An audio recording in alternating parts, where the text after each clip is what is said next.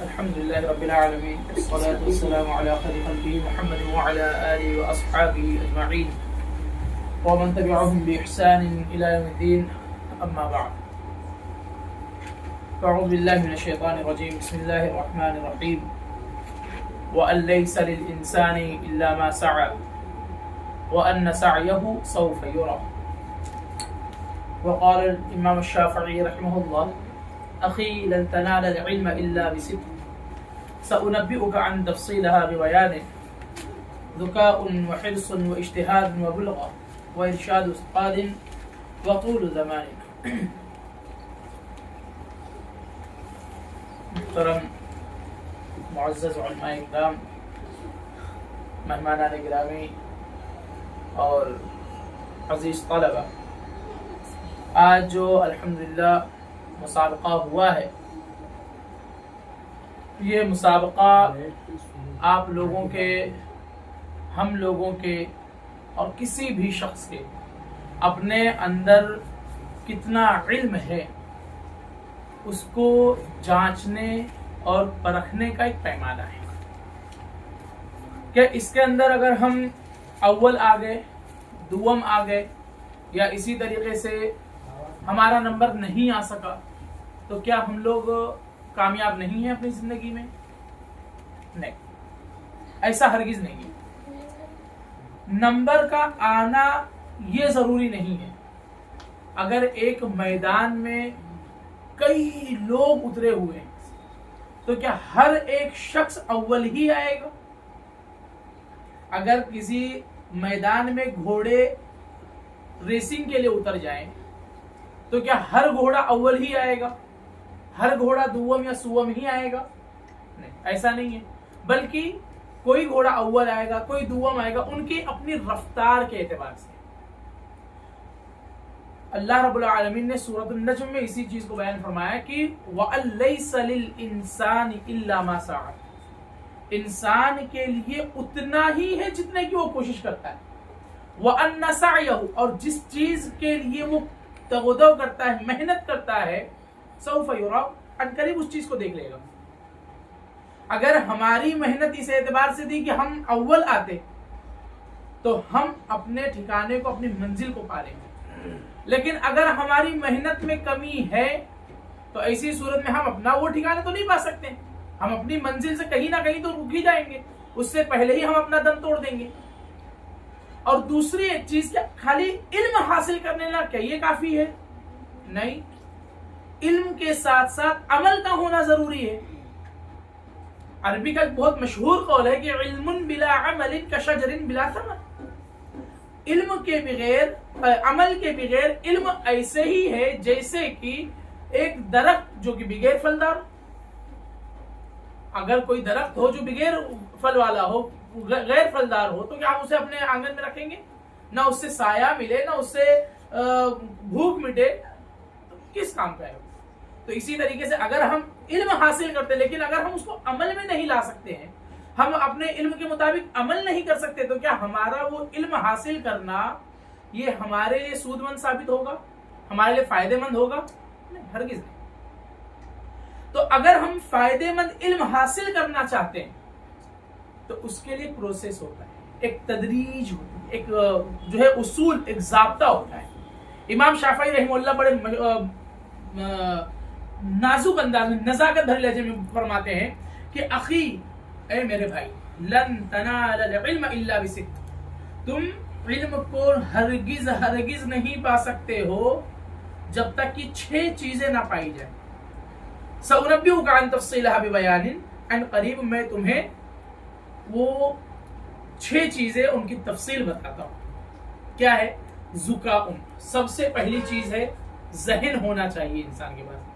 انسان اگر ذہین نہیں ہے، وہ بہت یاد کرنے والا ہے، وہ وقتی طور کے لیے یاد ہوگا، پھر بعد میں اسے بھول جائے گا۔ محنت کے ساتھ ساتھ میں اس کا ذہن ہونا چاہیے۔ حرص، اس کے لیے حرص، لالچ ہونی چاہیے۔ ذہین تو ہو لیکن لالچ نہیں ہے، ہمارے پاس علم حاصل کرنے کا ذوق نہیں ہے، علم حاصل کرنے کا شوق نہیں ہے۔ ہم علم حاصل کرنے کے لیے آئے تو ہیں لیکن ایک رسمی طور پر ہیں، جب تک ہم یہاں پر ہیں ہمیں پڑھنا ہے، یہ کرنا ہے، اسے ایک رسم اگر نبھا رہے ہیں تو ایسی صورت میں ہم علم حاصل بولو نہیں کر سکتے. تو حرص ہونی چاہیے، وہ اجتہاد، محنت بھی ہونی چاہیے. آپ پڑھنے کے لیے تو بیٹھے ہیں، آپ ہوں میں ہوں کوئی بھی ہو، کوئی بھی طالب علم پڑھنے کے لیے تو بیٹھا ہے، حرص بھی ہے ذہین بھی ہے، لیکن محنت نہیں ہے تو کیا وہ یاد کر لے جائے گا؟ نہیں، محنت بھی شرط. وبلغت، زیادہ راہ، جو ایک علم حاصل کرنے کے لیے جو کچھ بھی خرچہ ہے، کھانے پینے کا ہو، نان نفقے کا ہو، جو ہے پہننے اوڑھنے کا ہو، جو کوئی بھی خرچ ہو، اس چیز کا بھی اس کے پاس کوئی بندوبست ہونا چاہیے. تو ہم میں سے جو بھی ہمارے والدین ہیں، کیا ہمیں اس چیز کی طرف نہیں دیکھتے؟ ہمارے یہاں آنے سے لے کر یہاں سے ریٹرن اپنے گھر جانے تک جو کچھ بھی خرچہ ہو، تمام کے تمام چیزیں ضروریات جو ہے وہ مکمل ادا کرتے ہیں. کھانا کھانے کے لیے مدرسہ دیتا ہے، یہاں مدرسے کے اندر مدرسہ جو ہے ہم لوگوں کو 3 وقت کا کھانا دے دیتا ہے، وہ ہو گیا. ہم مدرسے میں آئے ہیں، ہمارے ماں باپ نے ہمیں پہننے کے لیے کپڑا دیا، بچھانے کے لیے گدا دیا، اوڑھنے کے لیے بستر دیا، ہر ایک چیز جو کچھ بھی بلغتن کے اندر آتی تمام چیزیں دے دی ہیں. ہاں کچھ گھٹا بڑھا ہو تو ہمیں کیا کہتے ہیں اسے پاکٹ منی مل جاتی ہے، جیب خرچ مل جاتا ہے. تو اگر کچھ گھٹ بڑھ جائے تو ایسی صورت میں کیا کرو، جا کر خرید لو. تو یہ بھی چیز ہو گئی. 5ویں چیز ہے وہ ارشاد استاد، استاد کی رہنمائی ہونا ضروری. نہیں تو ہم تو گھر پہ بھی پڑھ سکتے تھے، ایک کتاب کھولو، اس کو پڑھو، پڑھ کے نکل جاؤ، پھر جو سمجھ میں آتا ہے وہ سمجھو، پھر فاضلوا وضلوا، خود بھی گمراہ ہو جاؤ، دوسروں کو بھی گمراہ کرو، وہی والی بات ہو جائے گی. پھر وہ جامعہ گوگل سے پڑھ لیں آپ، یا تو پھر جو ہے Chat G T P university سے پڑھ لیں آپ، کوئی فرض نہیں، کوئی حرج نہیں ہے. تو ایسی صورت میں ایک استاد کی رہنمائی بھی ضروری ہے. استاد کی رہنمائی کے ساتھ ساتھ 6ٹھی چیز جو ہے اور آخری چیز جو ہے وہ ہے وطول زمان، ایک لمبا وقفہ ہونا چاہیے. اب ہم یہ سوچیں کہ نہیں آج ہی ہم بخاری، مسلم، ترمذی، نسائی، ابن ماجہ، ابو داؤد ہر ایک چیز پڑھ لیں، موطا بھی پڑھ لیں اور ہر ایک کتاب پڑھ لیں، مستدرک پڑھ لیں، چیز ممکن نہیں ہے. علم حاصل کرنے کے لیے وقت کا ہونا بھی ضروری ہے، ایک لمبا زمانہ چاہتا ہے، تب جا کے اس چیز کے تعلق سے ہم ادراک کر سکتے ہیں. اور یہ بھی ایک بات دھیان میں رکھیں کہ مکمل ادراک بھی نہیں ملے گا، کیونکہ علم جو ایک انسان مکمل زندگی میں سیکھتا ہے وہ اسی طریقے سے ہوتا ہے جیسے کہ ایک دریا کے اندر سے آپ جو ہے ایک سوئی ڈبو دیں اور سوئی کو نکال لیں تو جس پہ جو پانی آیا وہ علم ہے ہمارے پاس.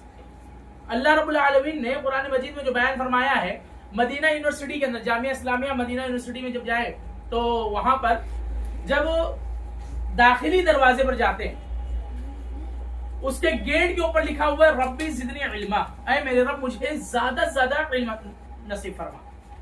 وہاں داخل ہونے کے بعد میں بچہ محنت کرتا ہے، دکتورا مکمل کر لیتا ہے، جب وہاں سے فراغت کے بعد نکلتا ہے تو گیٹ کے اوپر ایک اور آیت لکھی ہوئی ہے، وما اوتیتم من العلم الا قلیلا، تو نے مجھے جو علم دیا ہے وہ علم کیا ہے؟ مختصر سا علم ہے.